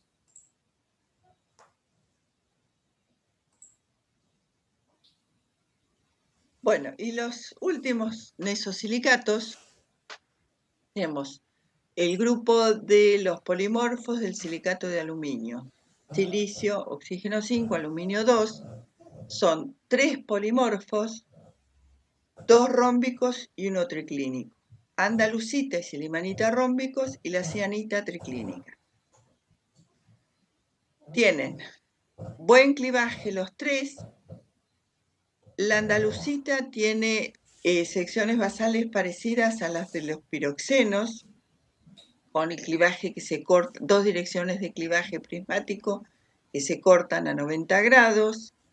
La silimanita tiene clivaje perfecto paralelo a 0,10, y la cianita tiene clivaje bueno en 2 direcciones y partición paralela a 0,01. La andalusita forma prismas gruesos, cortos, en general son secciones cuadradas, como ya dije, muy parecido a los piroxenos. Las silimanitas son cristales largos y fibrosos, en algunos casos se disponen radialmente, da una variedad muy fibrosa que se llama fibrolita, y las cianitas son cristales prismáticos paralelos al eje C. La dureza es elevada en los 3, y la particularidad que tiene la cianita es que tiene 2 direcciones en la cara 1,00. La dirección paralela C tiene dureza 4,5 y la paralela B tiene dureza 6,7. muchos minerales tienen diferencias en la dureza, según la dirección que uno elija, pero la cianita en particular es un mineral en los cuales la diferencia de la dureza es bastante más notable. En otros minerales no lo podemos notar. Peso específico elevado, la andalusita 3,12, la silimarita 3,2 y en la cianita 3,5 a 3,6. Es el polimorfo de más alta presión, tienen la estructura más compacta, por eso el peso específico es mayor. Pablo, Andalusita en muestra de manos de color Sí. rojo o castaño rojizo. con Sí. eso de la que tiene dos durezas, ¿no? Justo hoy estamos viendo en el práctico, me tocó mi óxidos, y está viendo que la pirolusita pasaba algo así, que también tenía dos rangos de dureza. ¿Es por lo mismo de la cianita? Por lo mismo, en general la dureza es una propiedad vectorial. De las propiedades físicas, por ejemplo, el peso específico es una propiedad escalar. No depende de la dirección, pero la dureza es una propiedad vectorial. Las propiedades ópticas vamos a ver que también son vectoriales. El magnetismo puede, algunos minerales tener algo vectorial. El brillo es vectorial. Hay propiedades que dependen de la dirección y otras que no. Como la dureza depende del tipo de enlace, está directamente relacionada en cómo están los enlaces, depende de qué tipo de enlace muestre una determinada cara, la dureza va a ser mayor o menor. Imagínate, la cara 001 de las micas, que son en uniones de Van der Waals, se va a rayar de nada. En cambio, si agarras una cara 100 de una mica, que son uniones covalentes o iónicas, ahí la dureza va a ser distinta. Como dice Tere, en algunos minerales es más perceptible que en otros. Y entre la andalusita y la silimanita, ¿qué es lo que determina que se forme una o la otra? Porque veo que son la misma composición química y el mismo sistema rómbico. O sea, yo entendía que cuando había un polimorfismo, lo que cambiaba era justamente el sistema de cristalización. Pero acá no. ¿Qué es lo que pasa? Buenísimo. Buenísima pregunta. Es una pregunta que nosotros hacemos en el final. ¿A alguien se le ocurre la respuesta a eso? Está muy bien lo que dice Emanuel. Emanuel dice, tienen la misma composición química, son dos minerales que tienen exactamente esta composición, son dos minerales que son rómbicos. Y la definición del mineral es que tiene que tener un sistema, una estructura interna ordenada propia y una composición química determinada también propia. Acá, ¿por qué no son el mismo mineral y son dos?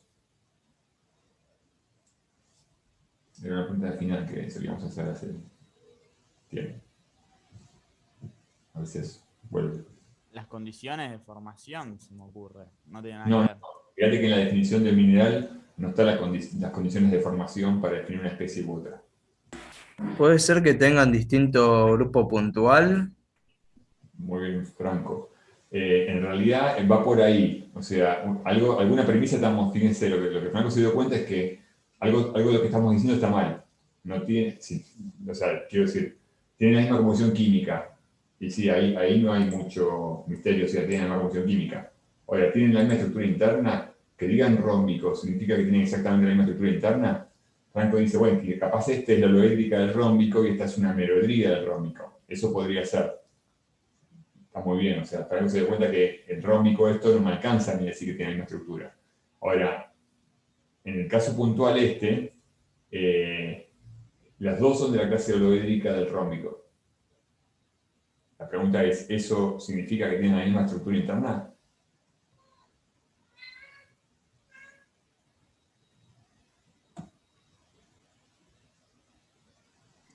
¿Los grupos espaciales no pueden ser distintos? Muy bien, Carolina, exactamente. Lo que tienen de diferente es la red de traslación. Entonces, tienen dos grupos espaciales. Este es un grupo espacial y este es otro grupo espacial. Recuerden que lo más preciso, lo que realmente nos dice cómo están distribuidos los motivos en el espacio, son los grupos espaciales. Entonces, tienen dos grupos espaciales. Son rómbicos los dos, son aloédricos, pero la red de traslación es otra. Entonces, tienen dos grupos espaciales. Muy bien. Buena la observación de la pregunta y muy buena la respuesta. Vamos. La silimanita es más bien blanca y la cianita es de color azul y blanco. Suele tener bandeamiento en el color. Los tres se forman por metamorfismo de rocas ricas en aluminio pueden ser, por ejemplo, rocas pelíticas, rocas ricas en arcillas que son minerales ricos en aluminio. Además, la andalusita se puede formar por hidrotermalismo. Las tres, como dije, son de origen metamórfico. La andalusita puede ser metamorfismo de contacto o metamorfismo regional. La silimanita es de un poco más alta temperatura, por lo tanto, metamorfismo un poco más elevado, metamorfismo de contacto también. Y la cianita es de metamorfismo regional de alta presión. Podemos encontrar de las tres en zonas de las sierras pampeanas. Además, silimanita, hay buenos ejemplares en la provincia de Salta. Bueno, ¿cómo es la relación presión-temperatura? Entonces, durante el metamorfismo de rocas pelíticas a bajas presiones y un intervalo de temperaturas amplio, tenemos andalusita. A altas temperaturas y un poco más alta presión, tenemos silimanita. Y a altas presiones vamos a tener cianita. Pueden coexistir y a veces se encuentra coexistencia en el punto triple exactamente. Recuerden que dijimos que los grupos de minerales que son polimorfos, que fueron el caso, se lo dije cuando vimos en la primera clase polimorfos de cuarzo, uno puede representar a todas las especies en diagrama de presión-temperatura, porque son polimorfos. Y acá pasa lo mismo. Los polimorfos de silicatos de aluminio, como son polimorfos, puedo representar a todas las tres especies en diagramas de presión-temperatura, en lugar de diagramas composicionales.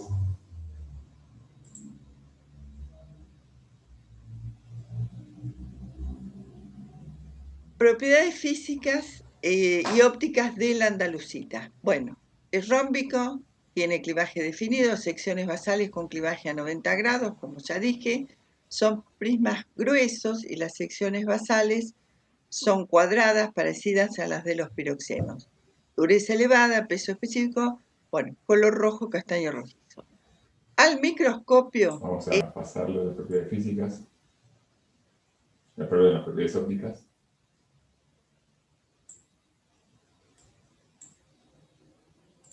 A materiales ricos en aluminio, como puede ser la sericita. Hay una variedad de andalusita que se denomina quiastolita, que tiene inclusiones carbonosas, restos de materia orgánica que al sufrir metamorfismo pasan a carbón y se distribuyen por el metamorfismo, se distribuyen según direcciones cristalográficas especiales y da este diseño con un núcleo rico en carbón y 4 líneas de carbono también. Acá con nicoles paralelos y acá con nicoles cruzados, acá con nicoles paralelos. Y son muy famosas las quiastolitas de Chile. Son cristales prismáticos muy alargados, excepcionales, no es lo común en la andalusita, y esta es una sección pulida. Acá vemos las secciones transversales donde se alcanza a ver algo parecido a esto, y las secciones alargadas donde se ve el núcleo de carbono, según secciones alargadas cortadas paralelamente al eje C. Acá seguimos con las secciones transversales. Bueno, la silimanita, ya vimos las propiedades físicas en el cuadro inicial, de color blanco y fibroso, muestra de mano, tiene un aspecto muy, muy sedoso, hay una variedad de granos de fibras muy finas, que se denomina fibrolita, que es esto al microscopio, fibras muy finitas, pero si no, es prismática, incolora, relieve alto, birrefringencia un poquito más alta que en la andalusita, puede llegar hasta un amarillo, pero en general se ven estos prismas bien desarrollados. Esto es también variedad fibrolita en muestra de mano. Y la variedad cianita, la de alta presión, Esto es en muestra de mano, color azul muy bonito, bandeado con blanco. Al microscopio se puede ver, es incolora, relieve muy alto, incolora, con algunas tonalidades o parches de color azul, biáxica negativa y tiene como característico una extinción a 30 grados. Recordemos que es triclínica. Andalusita y silimanita son rómbicas, por lo tanto tienen extinción recta. Esta tiene una extinción característica a 30 grados, también relieve muy alto y birrefringencia más o menos baja del tipo de la silimanita.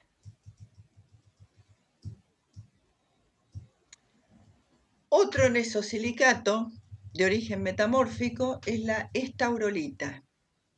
Es el silicato de hierro y aluminio que tiene grupo oxidrilo u oxígeno auxiliar. Es monoclínica pseudorrómbica, tiene un beta muy cercano, un ángulo beta muy cercano a 90 grados. Desarrolla cristales prismáticos que suelen estar maclados en muestra de mano, una macla en cruz. Tiene clivaje paralelo a 0,10, dureza elevada, peso específico elevado. Y se forma por metamorfismo de grado medio de protolitos ricos en aluminio. Se asocia a granates, cianita, turmalina. Y hay muy buenas estaurolitas en la provincia de San Luis, en esquistos. Acá tienen un esquisto con nódulos de estaurolita. Al microscopio, Vamos a tratar esto. La estaurolita ni siquiera la vemos nosotros en mini microscopio, porque no es un mineral que Petro nos requiera. oxidrilos y flúor. Es el topacio. Es rómbico, oxidrilo, dureza, que nos tiene que sonar de la escala de Mohs de dureza, tiene dureza 8, es el silicato de aluminio con oxidrilos y flúor. Es rómbico, forma cristales prismáticos terminados en bipirámide o con pinacoide basal. Prismas verticales, son prismas con estrías verticales. Bueno, característico la dureza, es pesado también y el color es muy característico. Es incoloro, pero es muy cotizada la variedad amarilla, amarillo de vino se llama, ligeramente azul o un poquito más verde y el brillo vítreo. ¿Cómo se origina el topacio? El topacio se origina por acción de vapores con flúor, necesitamos tener flúor, que quedan como remanentes en los últimos estadios de solidificación de rocas ígneas. Pueden estar también como relleno de cavidades en lavas riolíticas, granitos y en pegmatitas con estaño. ¿A qué se asocia? Necesitamos tener más minerales con volátiles. Turmalina, casiterita, apatito, fluorita, cuarzo, berilo, micas, feldespato. Hay cristales de calidad gemológica en Brasil. Y en Argentina tenemos cristales muy lindos de topacio en la provincia de Catamarca, en un lugar denominado Papa Chacra, que tienen un color muy lindo y se explota y se exporta. Al microscopio es muy parecido al apatito. Ya vamos a ver en clases subsiguientes las características del apatito. Es biáxico positivo, tienen índice. Esto lo vamos a Todos saltear. esos minerales con los que está asociados se forman por vapores, dijo. Sí, También. ahora, te va a explicar un poquito más cómo es ese. Acá nos explica un poco cómo es la génesis. ¿Y por qué estaba en la fórmula el silicio oxígeno 4 entre corchetes en lugar de paréntesis? ¿Significa algo? No. Esto es el de haber puesto corchetes. No, nada en particular. Ok.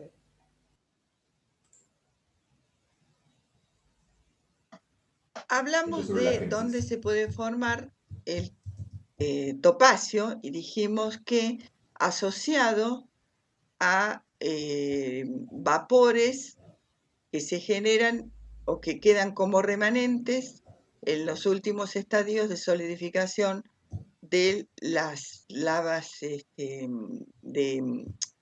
magmas ácidos, no de lavas, de magmas ácidos. En lavas puede aparecer rellenando cavidades, pero necesitamos tener los últimos remanentes de la cristalización de los magmas ácidos. Entonces, hay una asociación que se denomina Grayson, que se pueden formar en las cúpulas de los intrusivos ácidos cuando quedan como remanentes muchos volátiles. Esos volátiles alteran al propio granito y hacen desaparecer los feldespatos. Entonces, de manera que queda una roca enriquecida en muscovita, cuarzo, turmalina, con una mineralogía muy rica en volátiles, topacio, florita, flogopita, que era la mica de magnesio, cingualdita, que es una mica de litio, apatita, y además pueden estar enriquecidos en elementos metálicos que migraron con los volátiles y que no entraron en la composición de los minerales del granito. El estaño de la casiterita, el wolframio, la wolframita, la arsenopirita, la yelita, la calcopirita y la pirrotina. Entonces, esto, que están bajadas de internet también, son fragmentos de los Grayson. Muy ricos en mica, ricos en turmalina, no tenemos feldespato, fundamentalmente son micas, cuarzo y turmalina. Y el último nesosilicato que nos queda por describir es la titanita o esfena, que es el silicato de calcio y titanio. Es monoclínico, con buen clivaje, duro y ligeramente pesado, de color gris, castaño, verde o negro en muestra de mano. La titanita se forma en los skarn, rico en calcio, o como producto de alteración de biotita, clorita o de piroxenos titaníferos a horlenda. Se utiliza para extraer el titanio para pigmentos de pinturas. Tiene al microscopio birrefringencia extrema. Tiene reflexión. Del microscopio. Pero antes ahora lo que queda es todo microscopio de titanita. Pero antes, yo esperaba en el polimorfo de aluminio y en el titanita lo mismo, que alguien surja alguna duda con esto.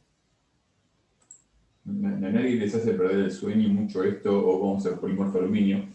Lo que resta ahora es propiedades ópticas de la esferita, así que voy a retroceder. Fíjense la fórmula del polimorfo de aluminio. Ahí está.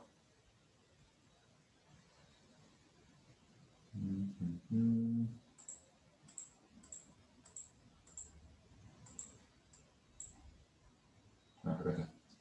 Tonto.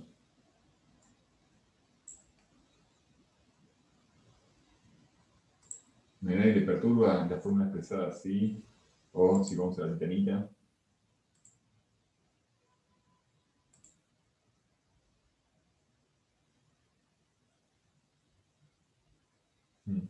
¿Qué oxidación tiene el titanio? Más 4. No, las cargas están balanceadas, eso, si no, vamos a la de los aluminios que es más fácil, pero esto está balanceado bien, o sea, eso no.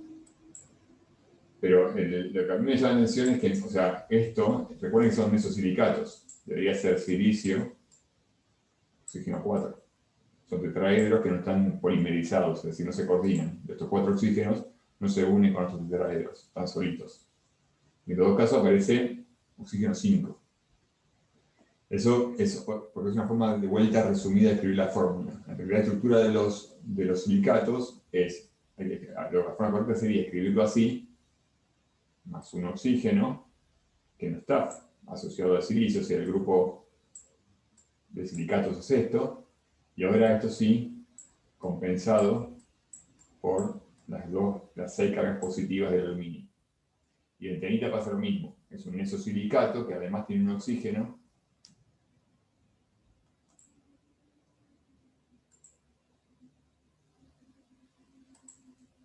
Es un nesosilicato, o sea, tiene que ser, la fórmula debería ser lo mismo así. Silicio oxígeno 4, más un oxígeno, y todo esto está compensado con titanio, 4 cargas positivas, y un calcio que tiene 2 cargas positivas, son 6 entre los dos. ¿Por qué hago hincapié en esto? Porque recuerden que cuando yo leo la fórmula de cualquier mineral, y los que esperamos que hagan ustedes, de la fórmula, yo de ver la fórmula solo tengo que saber si es un meso, solo ciclo y no filotecto. Tienen que practicar eso. La fórmula me tiene que decir qué tipo de silicato es, o al contrario. Yo a partir de qué tipo de silicato sé qué es, deduzco la fórmula. Entonces cuando aparecen estas cosas raras, algunas veces se confunde si no tienen un poco de cancha. Bueno, dejemos que termine la clase de Tere, y así después les quiero hacer una preguntita. Esto medio algodonoso. Bueno, terminamos con la clase silicatos y ya la vamos a ver todas las clases que nos restan: metales nativos, sulfuros, óxidos, haluros, fosfatos, carbonatos, wolframatos, etc. Bibliografía consultada y de referencia, y cualquier cosa nos consultamos. Bien, entonces con esta clase terminamos los silicatos. Espera. Primero los silicatos. La clase que viene es un maratón, vamos a tener que correr, sé que perdón, pero va a ser larga, pero tenemos que ver todo el resto de los minerales. Lo vemos todos juntos por esto de tener que correr tanto con los tiempos. Pero en general, o sea, son muchos minerales, pero son fáciles, por eso los vemos juntos. Porque no tienen la complejidad de los silicatos, así que los grupos son fáciles. Lo que pasa es que son muchos, así que yo voy a las 3 de la tarde voy a empezar con los videitos, voy a tratar de interrumpir poco o responder cosas por chat para que no estemos mucho más de 2 horas. Bien, ahora, antes, si no hay ninguna pregunta, me gustaría plantearles un ejercicio. Respecto a los silicatos, que me parece que es algo que me gustaría que terminemos de madurar. Me quedan 8 minutos. Déjenme, les planteo un ejercicio y en la clase que viene o lo discutimos al final o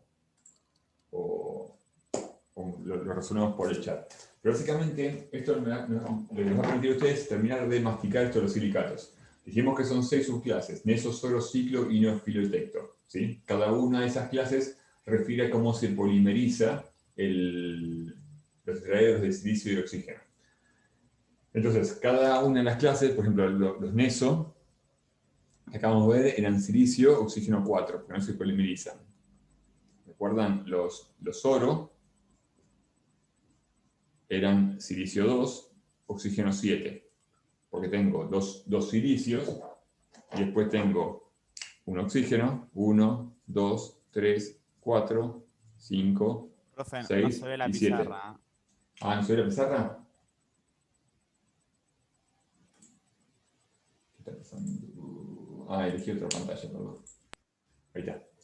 Decía, los sorosilicatos, como no se polimeriza el tetraedro, hay un silicio y 4 oxígenos. 1, 2, 3 y 4. Los neso, hay 2. Los ciclo, dijimos que había 3 tipos de ciclo, ¿no? Pero no importa, todos, hagamos el fácil. Eran 3 tetraedros coordinados. Tienen silicio 3, obviamente, porque hay 3 silicios, y después tengo 1, 2, 3, 4, 5, 6, 7, 8, 9 oxígenos. Esto es un múltiplo, es como poner silicio, oxígeno 3 por 3, ¿no? Bueno, después teníamos las cadenas dobles, que eran los anfíboles, que recuerdan que los anfíboles, la unidad estructural básica era esta. Tenía silicio 4, ustedes después háganlo, oxígeno 11. Después teníamos los piroxenos, eran silicio, oxígeno 3. Digo bien, silicio 2, silicio, oxígeno 3. Después teníamos los filosilicatos, recuerdan que eran silicio 2, oxígeno 5. Y después teníamos los tectosilicatos, que eran silicio, oxígeno 2. Todos, cada uno de los grupos, tienen que tener esto como base del grupo aniónico. Hasta acá me siguen, ¿no? Sí, sí, va bien. Bien.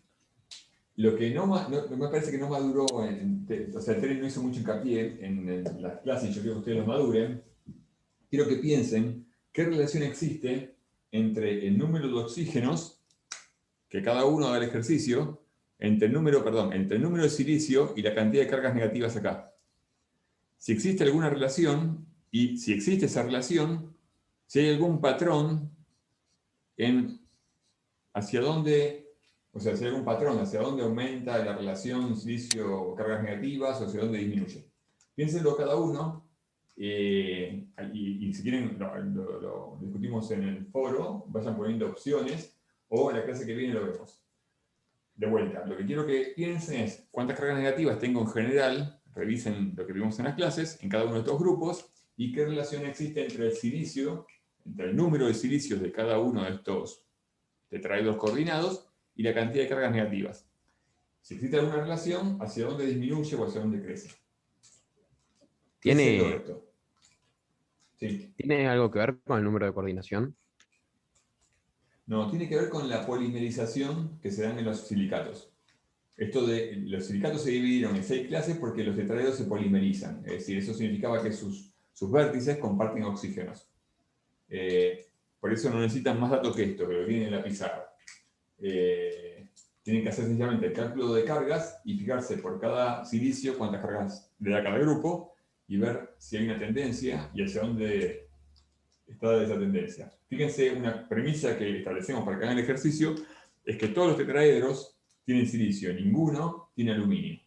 O sea, cada tetraedro, cada tetraedro de neso, de soro, de ciclo, de ino, de filo y de tecto, tienen solo silicios. Acá no hay aluminio. Olvídense del aluminio. Entonces, ¿cómo varían las cargas en relación al número de silicios? Ese es el ejercicio que quería hacer. Después, quería hacer otra cosa, pero ya no nos da el tiempo porque es un poquito más larga.